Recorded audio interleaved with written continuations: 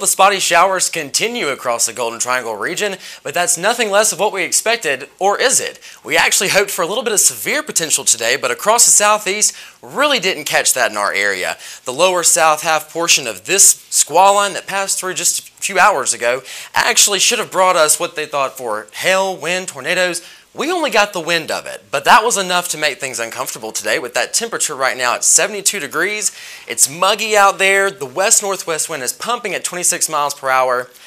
What a great start to the week, right? It can only get better from here, and as we continue into the week, we'll continue to see this thing get even better and better. Here we have the entire region, the southeast, just engrossed in this mass amount of shower coverage, basically just cloudy skies. But the high winds ahead of it have definitely made themselves known before. The wind pushing in behind it, just getting it out of here. It's time to get the rain and the nasty weather away because folks, we have nice weather on the way. Highs in the 70s, lows in the 40s. Sounds much like spring to me, and that's a good thing because most of the region has definitely seen temperatures getting warmer over the past weekend.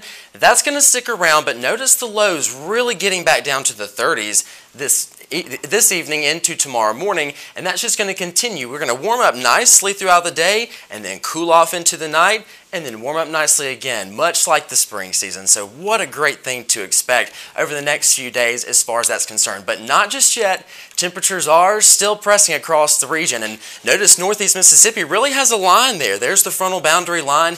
We notice it is continuing to push across, but 73 in Greenwood, 52 in Tunica, a 19-degree temperature difference, and that's really drastic, but that is typical with frontal systems passing through in the middle of February. As we get into the rest of today, we've already seen our high of 81 degrees, really high. I mean, we were expecting things around the 70s, and this thing is just bumping up and changing on us non-stop. Temperature getting up to 80 today, but then the gusty and humid conditions is continuing to push that frontal system across the area. And when it gets out of here, we have a little bit of cooler air behind it, so that'll be a nice little break.